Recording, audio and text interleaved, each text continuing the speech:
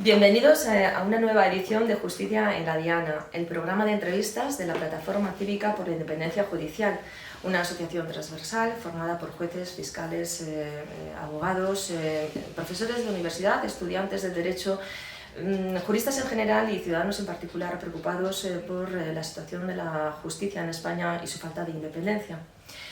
Nos acompaña hoy Manuela Carmena. Hola, ¿qué tal? ¿Cómo estáis? Muy bien, muy contentos de tenerte. Venga, yo también de estar con vosotros. Pues Manuela realmente se presenta ella sola, por sí misma, porque nos ha acompañado a muchos durante muchos años, 30, 40, 50 años, en la vida pública, de presencia suya en la vida pública y la vida política.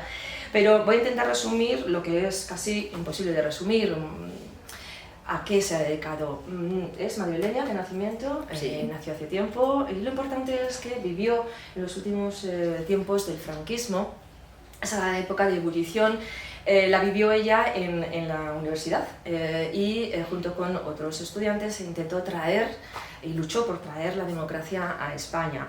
De allí salió con el título de licenciada en Derecho, ejerció como abogada laboralista y ya con 35 años ganó la posición de juez. O sea, con 35 años y supongo que hasta con hijos ya, con dos hijos ya, pues estudió y aprobó. Y durante 30 años ha sido juez en distintas jurisdicciones. Particularmente destaco su función como juez de vigilancia penitenciaria porque creo que ha aplicado de una manera práctica el principio de resocialización personal del reo y de resocialización social del reo y de rehabilitación personal. Bueno, se jubiló en el año 2010 como juez y después ha sido alcaldesa de Madrid desde el 2015 al 2019. Desde que dejó de ser alcaldesa, pues se dedica a cuidar la democracia de una manera o de otra, de muchas maneras. Y quiero resaltar en este recorrido de funciones y de vicisitudes personales y funciones que lo que subyace a todo ello es su enorme capacidad de trabajo, pero también la capacidad que tiene enorme de hacer las cosas bien, porque pone mucha energía en ello y además es que es muy buena en lo que hace y cuida mucho. Yo creo que esa es la clave, que cuida y cuida lo que hace, todo lo que hace, y todo lo que hace lo hace bien. Quiero empezar preguntándote sobre la situación en la que se encuentra la justicia en España, un poco maltrecha. ¿Cómo verías tú o qué ideas tienes para cuidar la justicia? ¿Alguna idea se te ocurre? Claro que sí. Vamos a ver, a mí me parece muy interesante plantear que el derecho tiene un valor importantísimo en todas las sociedades, ¿no? El derecho es cultura de la convivencia.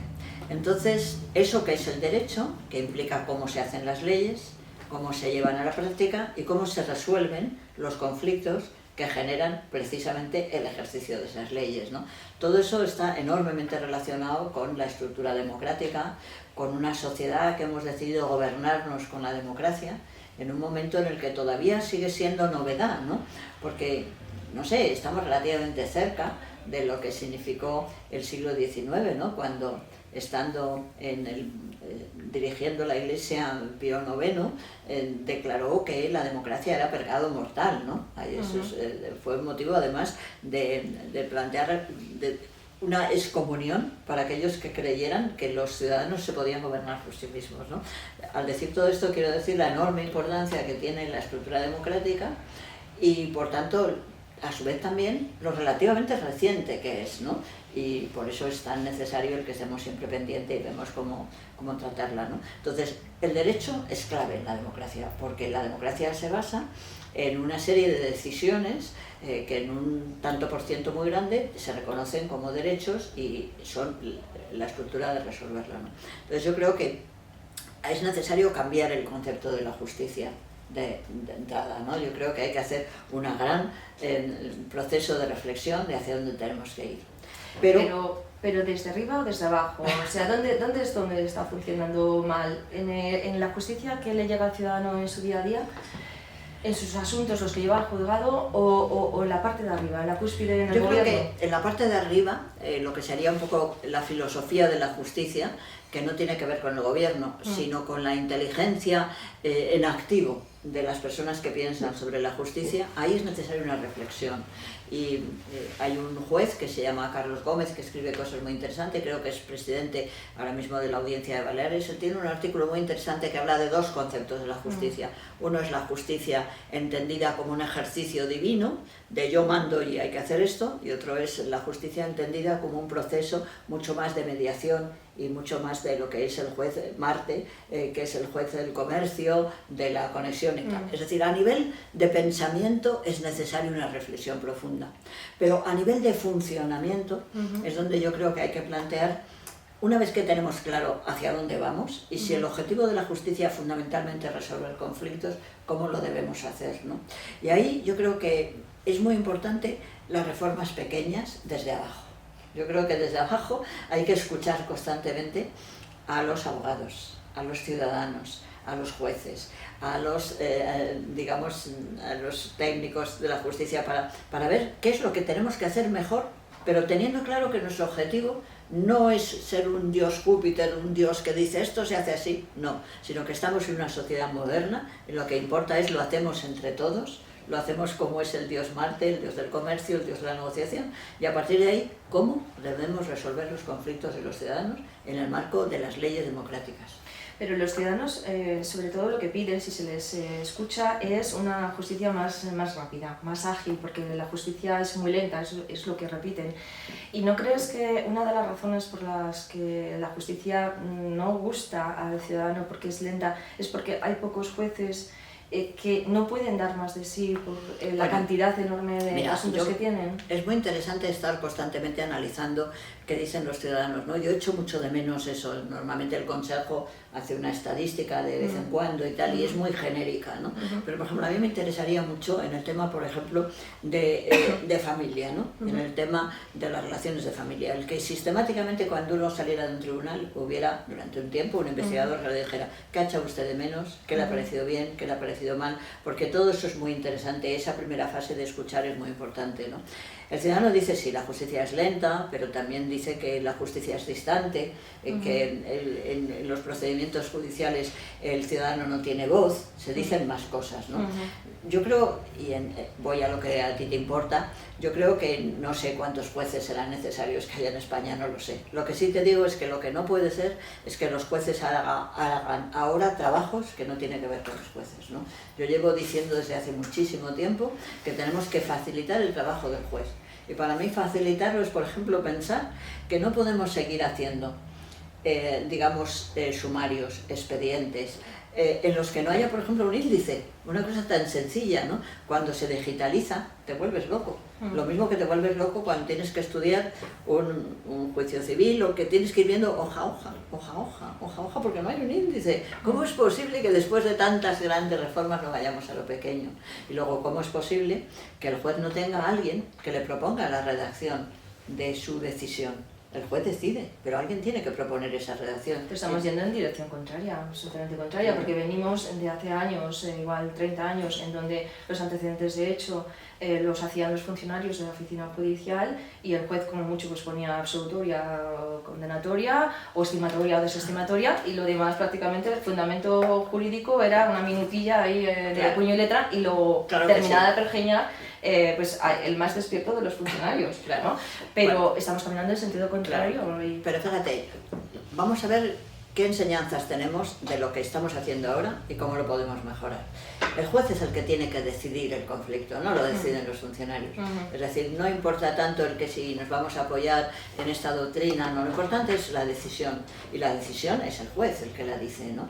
Lo que ocurre es que alguien le ayuda a plasmar esa decisión, ¿por qué no? Es decir, el escribirlo bien, el escribirlo de manera que se entienda, lo puede hacer alguien, que esa sea su función. El juez decide, es lo más importante, y decide en derecho, pero decide también teniendo en cuenta la realidad social, que a veces se nos olvida. que está clarísimamente establecido, nada menos que el Código Civil y una jurisprudencia enorme, ¿no? Entonces es cambiar el estilo, ¿no? Tampoco podemos seguir pensando esa necesidad de una cantidad de actos inútiles que hay a lo largo de un proceso, ¿no? Yo cada vez me sorprende más que se sigan haciendo esas diligencias de constancia y de ejecución que son estupideces, con perdón, ¿no? Porque yo te lo digo, pero bueno, ¿esto quién se lo dice a quién? Pero eso es del letrado de Administración de Justicia, las diligencias estas son... Pero antes eran del juez, es igual, sí. Entonces hemos tenido una cosa inútil, claro, todo esto viene de la historia. La historia es que todos sabemos, un juez analfabeto, el juez no sabía escribir, entonces como no sabía escribir el juez decía que se busque a tal señor, y entonces decía que se busque a tal señor, y por eso cuando lo lees ves que se dirige a alguien que no sabes quién es. Entonces para mí todo eso fuera, hay que conseguir que de entrada se quite todo lo inútil del procedimiento y lo que es útil se haga con sentido común y con capacidad de colaboración con el ciudadano. Vamos a los señalamientos, que son absolutamente claves. No se puede hacer señalamientos sin antes no se habla con los abogados, no se habla con los interesados. Vamos a ver usted qué día puede venir, qué día no sé qué, cómo lo vamos a hacer, etcétera. Es lo que se hace hoy día en cualquier gestión, Sí, pero por ejemplo, ahora que mencionas los señalamientos, yo me caracterizo precisamente por escuchar mucho en juicio. Entonces, para escuchar, dejo hablar sin limitar el tiempo a los abogados, porque pienso que se traen el asunto estudiado de sus despachos, ¿no? Entonces no les corto. A veces son concisos, a veces menos concisos, pero luego además, después de preguntar a los abogados al testigo o al concluir ellos, yo pregunto, porque si no me ha quedado claro, vuelvo a preguntar. ¿Qué sucede? Que a diferencia, o si me comparo con otros compañeros míos, mis juicios duran 3 horas, y no exagero, un juicio de 3 horas, donde otro compañero mío, por un asunto similar, hubiera tardado pues, 35 minutos. Claro. ¿Qué sucede? Que yo, como soy así, y particularmente los asuntos de función pública se alargan, pues no señalo mucho en los días de señalamiento, y se me alargan los señalamientos. Tengo una agenda más larga que la de mi compañero. Entonces, ¿en qué quedamos? ¿Adelantamos las agendas y celebramos con una fruición? ¡Guau, guau, guau, guau! Venga, no le permito terminar, porque es que tengo después otros 5 juicios más. O escuchamos, pero asumimos que nos vamos a retrasar. Mira, yo creo que es muy importante tener claro que hay que gestionar los procesos judiciales. Porque hay que gestionar la ley. Muchas veces cuando digo esto la gente no me entiende. ¿Qué quiere decir gestionar la ley? Porque cuando tú ves la ley fundamentalmente son una serie de deseos de que se produzcan los hechos de una determinada manera. Pero no tenemos cómo. Entonces hay que buscar la manera de introducir la gestión. Y esa gestión tiene que tener un fin, y es el que sea la mayor satisfacción de los ciudadanos en la resolución de su conflicto. Y para eso hay que empezar a hacer protocolos correctos de gestión, que hagan que se sepa quién lo hace las cosas bien y quién no hace las cosas bien. Por eso, si eso que a mí me parece tan importante, que el ciudadano nos valore, pues entonces nos encontraríamos, por ejemplo, supongo, a mí me pasaba como a ti, que en muchos casos me parecía muy importante escuchar a todo el mundo, la gente salga satisfecha de eso y te digan, como a mí me han dicho a veces, no me ha importado perder el juicio porque usted me lo ha explicado muy bien, porque usted me ha atendido, porque usted me ha escuchado, ¿no? Entonces ahí es muy importante que haya protocolos de gestión en el que se plantee lo que queremos hacer y lo que no. Porque lo que no queremos hacer es sentencias, digamos, de bulto, de las de no escuchar, de rápidamente, es decir, que ese correr no es el correr que quiere el ciudadano. El ciudadano quiere un correr que le satisfaga. Pero para eso hay que hacer procesos de análisis y ver la cantidad de actos inútiles que hacemos.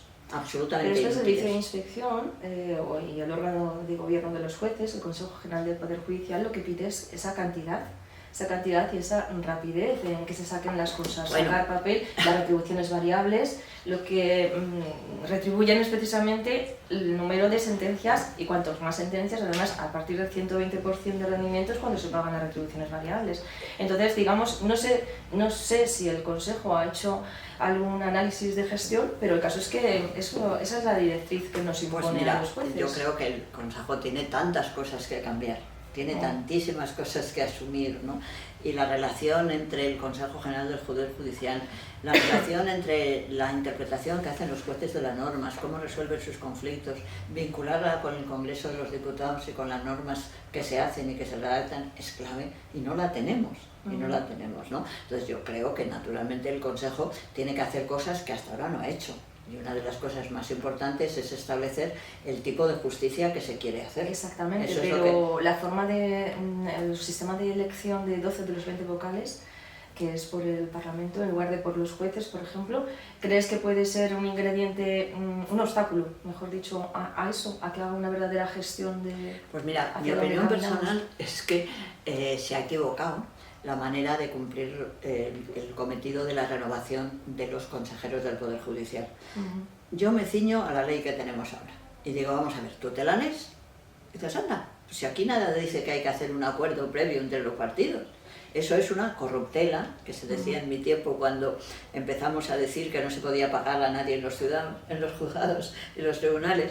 En aquellos entonces algunos jueces hablábamos de corrupción y desde el Consejo se decía, no, eso no es corrupción, es corruptela. Bueno, no sé si le vamos a poner un adjetivo u otro, pero tú te lees la ley y lo que tiene que hacer y lo que tenía que haber hecho la presidenta del Congreso es, una vez que habían transcurrido el mandato de los jueces, convocar inmediatamente las elecciones. Y yo creo que ahí es cuando los consejeros tienen que decir a la ciudadanía, a través del Congreso, el tipo de justicia que quieren hacer desde el Consejo de Poder Judicial. A mí me hubiera encantado, pero eso no se hace. ¿Por qué no se hace? Está mal. En principio la ley dice que hay que convocar las elecciones. Y cuando yo digo esto y me dicen, no, pero es que entonces nunca se lograrían los 3/5. ¿Cómo que no? Hemos tenido un ejemplo. El presidente del Senado de Estados Unidos ha habido que hacer 50 votaciones, pero al final han conseguido las mayorías cualificadas.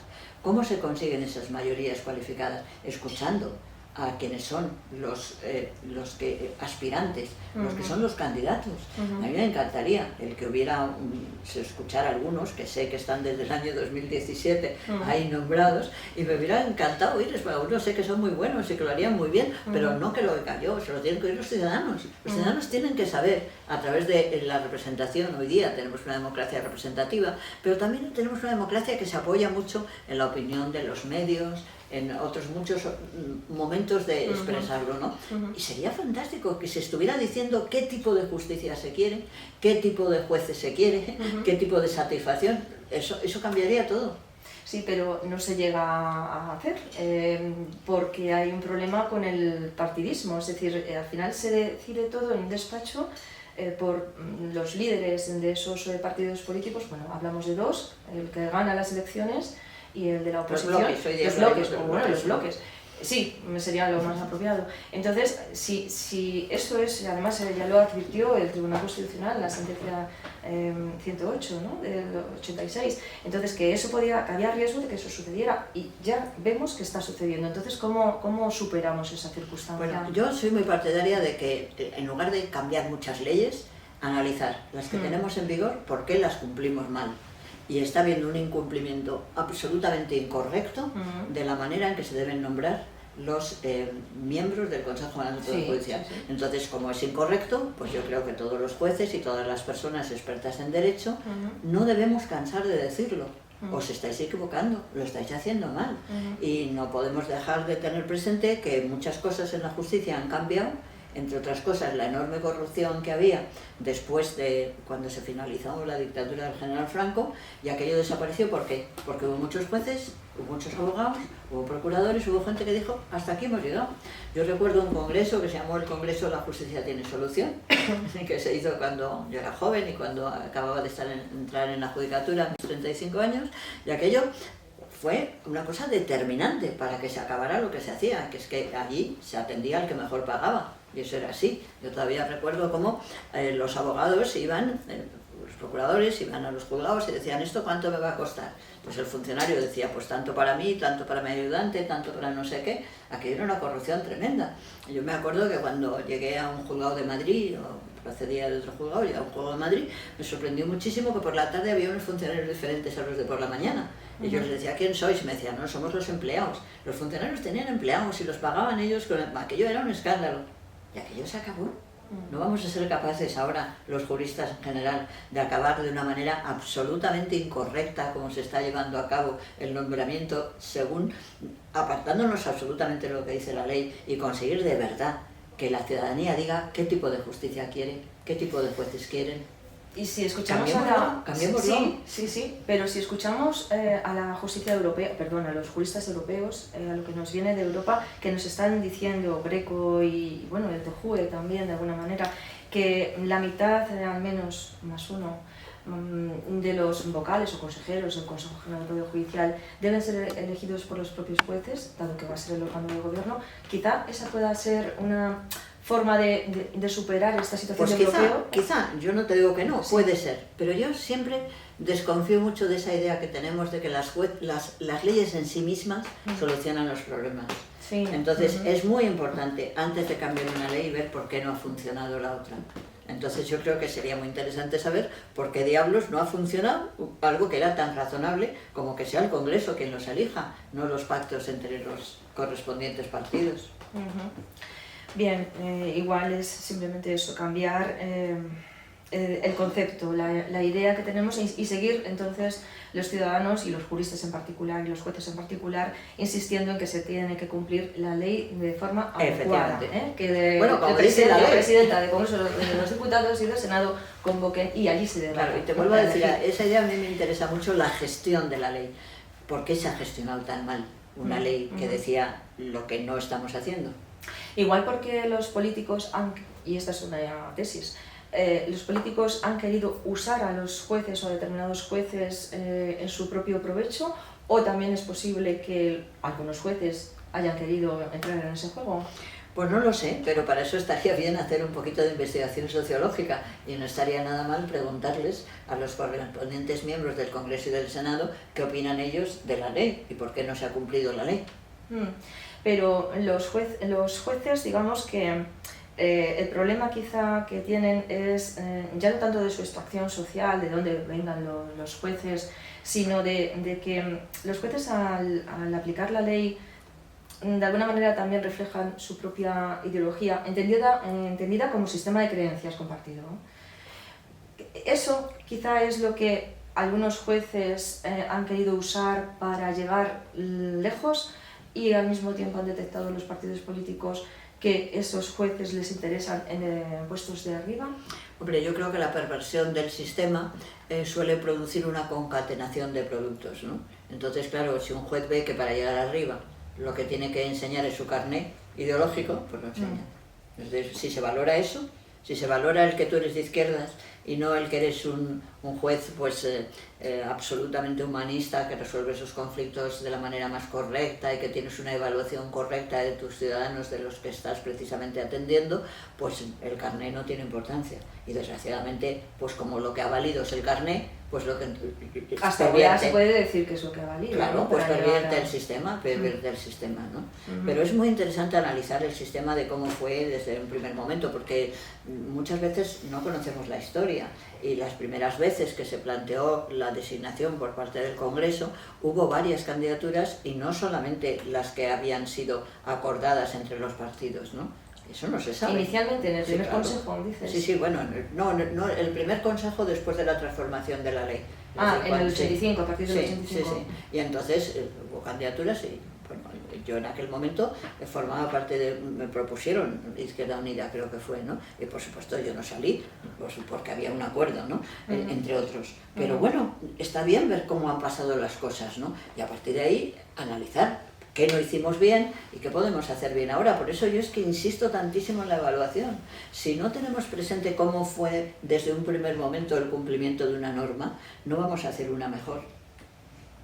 Pero vamos, no me niego, si se quiere hacer otra, pero por Dios, analizando la que tenemos. Pero esa labor ahora mismo la tendría que hacer el nuevo Consejo General del Poder Judicial cuando finalmente se renueve. Pues mira, yo creo sinceramente que ahí los juristas deberíamos decir de una manera clara lo que pensamos de lo que está sucediendo, y no lo oigo. No oigo ni que los colegios de abogados, ni que las asociaciones de jueces, ni que las cátedras universitarias de Derecho estén diciendo se está incumpliendo manifiestamente la ley ahora mismo en vigor de cómo llevar a cabo el nombramiento de los candidatos, de la designación de los consejeros del Poder Judicial. Hay una asociación de jueces que sí que lo está diciendo, Foro Judicial Independiente, que además se ha negado a presentar candidatos a vocales, así como las otras sí que han participado de eso. Fíjate, yo no he oído que haya habido un análisis sobre la necesidad de convocar inmediatamente por parte del Congreso. Yo tengo un pequeño grupo de amigos de los que estuvimos juntos en el Consejo y nos reunimos de vez en cuando a comer, y entonces uno de ellos, que es un magistrado, que es un magistrado europeo y tal y cual, él decía que había hablado con la presidenta del Congreso y se lo había dicho. Dice, pero mira, si lo que tienes tú que hacer aquí es convocar. No lo he oído a nadie. No lo he oído a nadie. ¿Escribiste un artículo? Sí, claro, yo escribí un artículo, por supuesto. ¿Y qué reacción ninguno, tuviste? Nada, silencio total. Pero bueno, eso ya lo sé. Yo creo que las personas innovadoras siempre tenemos una primera parte que es el silencio. Sí. Es decir, cuando alguien dice algo que no se espera, la gente ni te lo combate. Simplemente es como si no lo hubieras dicho. Luego si se pone en marcha, sí, luego se enfadan. Pero el primer momento es el silencio absoluto, ¿no? En todo caso, volviendo con el tema de la ideología, que podría ser un poco el problema en la raíz, Alejandro Nieto, otro entrevistado fue genial aquella entrevista también, decía o dice, en el árbitro judicial creo que también lo repite, la idea de que es el propio juez al final el que tiene que aplicar su propio código ético para no dejarse influir por esos cantos de sirena que son pues, las ambiciones políticas de llegar lejos. Entonces, ese código ético es el que nos tenemos que aplicar todos. Y no digo un código ético que esté en un manual editado, sino el propio sentido de la justicia que tenemos que tener. Yo creo que ahí hay dos temas muy interesantes. Uno es saber cuál es la función. La función es la aplicación del derecho, o es la resolución del conflicto teniendo en cuenta la aplicación del derecho. Yo creo que fundamentalmente es resolver el conflicto. Entonces hay veces que si simplemente se aplica el derecho sin tener la vocación de resolver el conflicto, pues puede resultar dañoso una determinada sentencia judicial. Eso tiene que ver con la ideología. Yo creo que tiene que ver fundamentalmente con los conceptos hoy día de qué es un juez, cuál es su función, etc. Tendría más que ver con una ausencia de definición clara de cuál es el papel de los jueces en el siglo XXI. Eso es una cosa. Y otra cosa que me interesa mucho es la percepción de los hechos que se discuten en el conflicto, según sea una u otra la manera de ver del juez. Ahí sí que es donde es un tema apasionante y que está muy poco estudiado. Vamos a ver. Mira, yo estoy leyendo ahora un libro que recomiendo muchísimo, que es este de Emmanuel Carrère sobre el juicio del Bataclan en París, ¿no? Y es muy interesante ver cómo en un juicio qué se valora. Es decir, la empatía tiene capacidad en un juez. El juez debe ser empático, no debe ser empático. El juez debe intentar ver cuál es el presupuesto general social, o se puede dejar llevar por el suyo en particular. No sé, yo tengo algunos recuerdos muy bonitos de debates con los compañeros en audiencia, en las que inicialmente, para valorar un hecho, cada uno aportábamos nuestra visión, ¿no? Nuestra visión. Me acuerdo un día, estábamos en un tema de una violación, entonces salió a relucir cómo dormíamos cada uno. Uno decía, yo duermo con pijama. Otro decía, no, yo duermo en bolas. Y uno muy escandalizado decía, yo duermo no sé qué, ¿sabes? Pero era muy gracioso porque estábamos valorando si era verdad o no lo que nos estaban diciendo respecto a cómo habían dormido. Y teníamos que hacer un esfuerzo para decir, oye, vamos a aceptar que todo lo que estamos diciendo vale el que duerme desnudo, el que duerme con pijama, el que duerme, ¿sabes? Eso me parece interesante. Pero eso sería igual un ingrediente adicional, es una virtud o una capacidad de empatizar, de ponerse en el lugar del otro, quizá para el juez es excelente, para un grado de excelencia de nivel superior, porque claro, igual que en otras profesiones hay jueces buenos, malos y regulares, pero quizá esto que apuntabas tú de que el juez tiene que separarse de la norma en ocasiones, de la norma jurídica me refiero, porque la norma jurídica no tiene la respuesta en su letra, en su literalidad, y tiene que acudir fuera a buscar otras cosas, como pueden ser ahora los principios generales del derecho, la proporcionalidad, el principio de eficacia, en fin. Bueno, eso es lo que debe hacer el juez y es lo que hace el Tribunal Supremo. Lo que pasa es que lo puede hacer en un sentido o en otro, pero no hay nada más que ver la jurisprudencia Mira, por ejemplo, el otro día estaba estudiando el tema de la desheredación, ¿no? De la desheredación de la legítima. Es muy curioso cómo el Tribunal Supremo se ha sacado de la manga una interpretación en el sentido de decir que si los legitimarios han causado un daño social, aunque no físico, pues sí puede proceder. Eso es un invento del Tribunal Supremo, un invento bueno. ¿Por qué? Porque lo dice la ley dice las normas hay que aplicarlas conforme a la realidad que estamos viviendo. Entonces en este momento esa norma, que se ha quedado más vieja que la tos, porque yo creo que todo lo de las herencias está para meterlo en la revisión necesaria del cuidado de la justicia, pues lo está intentando suplir el Tribunal Supremo, ¿no? Así hay que hacer las sentencias. Nunca puedes hacer una sentencia que esté desligada del análisis de la realidad social. Pero eso no es peligroso, ¿no? Lo que yo te digo es que, por supuesto, no es que es legal, para mí es la esencia de la justicia, la interpretación de la norma en el momento en que es aplicada, ¿no? No porque lo diga el artículo 3, sino porque está todo relacionado con los grandes enmarques del ordenamiento jurídico, ¿no? Lo que ocurre es que eso a veces es más difícil que tirar por el camino fácil y decir aquí pon esto y pum, y ya está, ¿no? Y eso, de todas formas, y volviendo a lo que decíamos al principio, requiere reflexión, requiere estudio, requiere que el juez se pare un momento y piense, quizá lea sentencias del Tribunal Supremo o del compañero de partido, vea mejor, igual vuelva a ver el vídeo o vea documentos, fotografías, un plano, el expediente administrativo y se ponga a escribir y a hilvanar su argumentario, ¿no? Precisamente teniendo en cuenta todas esas circunstancias. Mira, yo creo... Eso es tiempo. Sí, claro, pero vamos a ver. Yo creo que una cosa importantísima de una profesión es disfrutar con ella o con un trabajo. Uno tiene que pasárselo bien, porque si no es tristísimo un mundo en el que días, como digo yo, de rojo hay muy pocos y días de negro de trabajar hay muchísimos. Es decir, que si no te lo pasas bien trabajando, mal asunto, ¿no? Entonces te lo tienes que pasar bien. Lo que pasa es que hay muchas maneras de gestionar los procedimientos que pueden ser muy sencillos, ¿no? Por ejemplo, a mí me han encantado siempre los reconocimientos judiciales. A veces te pasas media hora intentando analizar un plano y no hay cosa mejor que decir, venga, vamos a verlo. Entonces creo que nos tenemos que acostumbrar a gestionar los procesos de una manera moderna, de una manera ágil, de una manera contando con los demás, ¿no? Y por Dios, menos papeles y más, digamos, rostros y más miradas directas y más empatía. En el tiempo que estuviste en el Consejo General del Poder Judicial como vocal, eso, por ejemplo, lo viste, que se daba al juez de calle, del juzgado, el último pueblo de España, ¿se daba esa opción, esa posibilidad, tú crees? No, para nada, pero vi millones de cosas que no me gustaron e intenté hacer lo que pude, ¿no? Pero cosas muy pequeñas, ¿no? Por ejemplo, cuando yo iba a ver los jueces de inspección y tal, me parecía terrible que hubiera un protocolo de que viene el vocal del Consejo General del Poder Judicial, vamos a invitarle a comer. Yo decía, eso nada, si acaso seré yo lo que os invite a desayunar. A comer a lo mejor me salís muy caro, pero a desayunar no sé cómo decirte, está todo lleno de antiguos, digamos, residuos del pasado. No estamos haciendo de verdad la justicia que necesita hoy día la sociedad. No la estamos haciendo y tenemos que hacerla.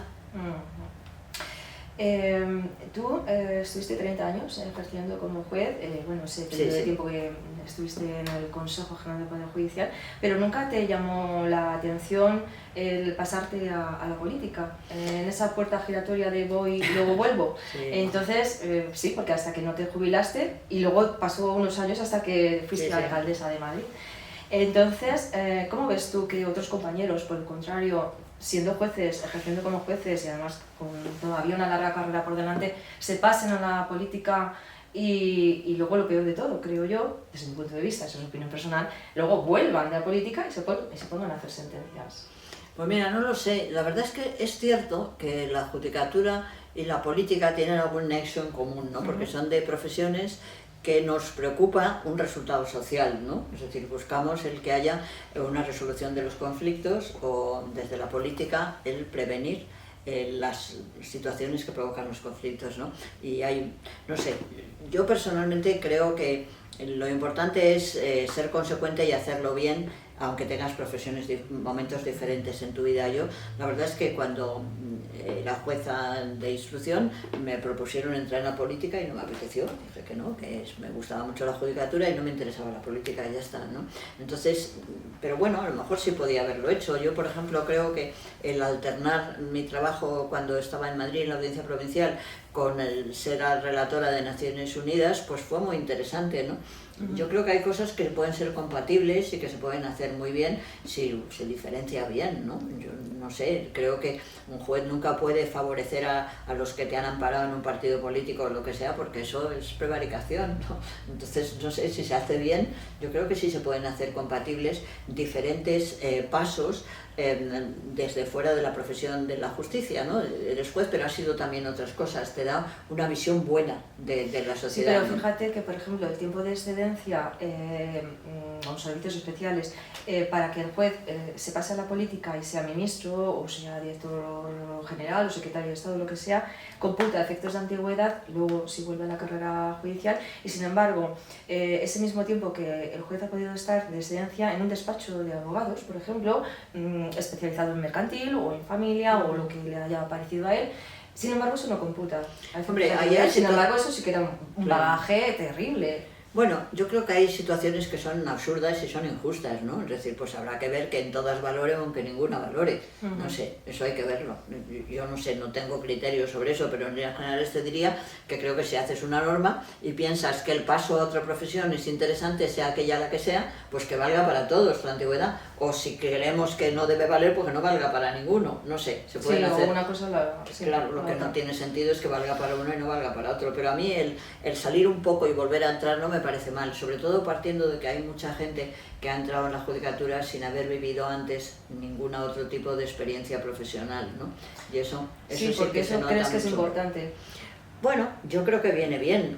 No sé, a mí me parece que una persona que entiende que, sobre todo como en la Facultad de Derecho, no hay realmente lo que yo llamo las clínicas jurídicas. La idea que yo tendría es que en la Facultad de Derecho, desde el día 1, los estudiantes estuvieran escuchando a un ciudadano que dice esto me pasa, no sé qué. No hay ese tipo de relacionar lo que se aprende del derecho con el efecto que produce el derecho en la sociedad, ¿no? Entonces eso puede hacer a personas que están muy poco, digamos, inmersas en la sociedad. Pero el problema no sería tanto de la oposición propiamente, de cerrarte en casa 3, 4, 5 años a memorizar, a conocer profundamente el derecho, sino tanto de la universidad, de la fase previa, ¿no? Bueno, yo estoy en contra del sistema actual de oposición. Yo creo que lo que sería razonable sería que en la carrera de Derecho hubiera varias especialidades. Y una sería la legislación, el derecho legislativo, otra sería el derecho judicial.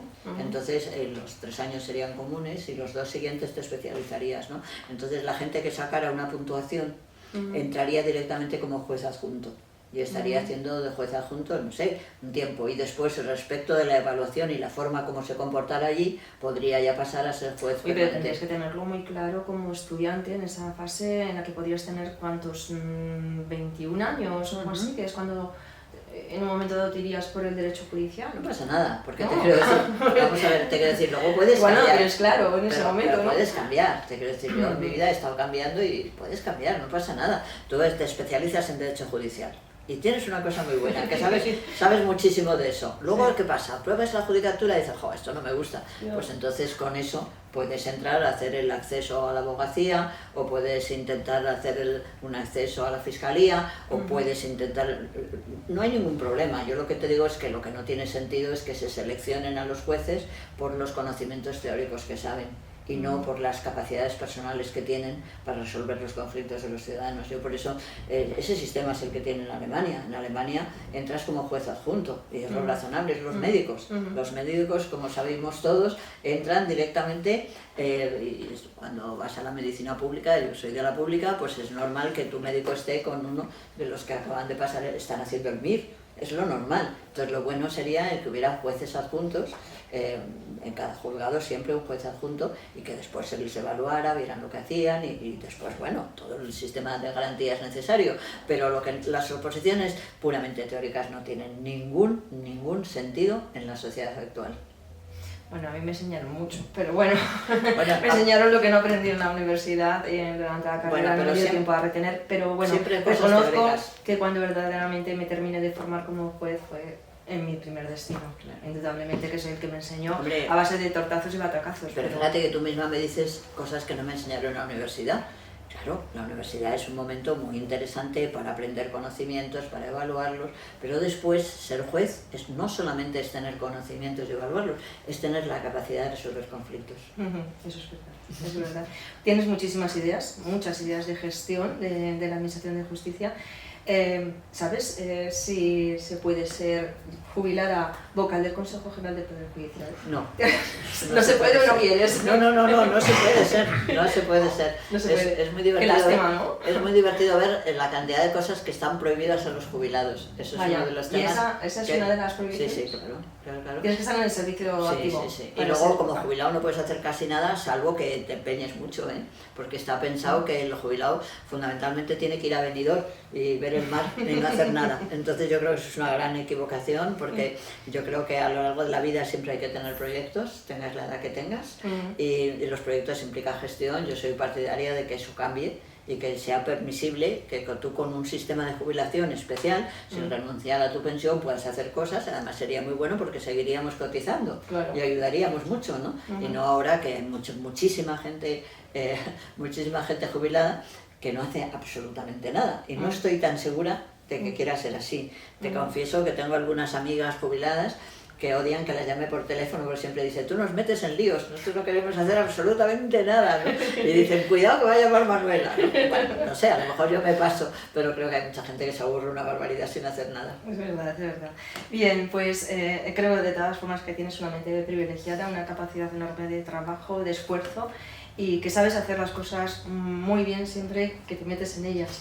Así que yo sí que te vería como vocal del Consejo, y si fuera posible se cambia, en este caso la ley sí se puede cambiar, ¿no? Para que te permitieran... Bueno, ahí sí podemos cambiar la ley. Bueno, pues con esto me temo que tenemos que despedir el programa. Ha sido un placer tenerte con nosotros y mantener esta final conversación. Claro así. Sí. Yo lo que quiero decir es que bien que hagáis esto, que enhorabuena por lo que hacéis, y luego que sepáis que yo me lo he pasado fenomenal en mi vida siempre, intentando cambiar las cosas, y que es una especie de aventura muy especial, muy interesante. Muy bien, muchísimas gracias.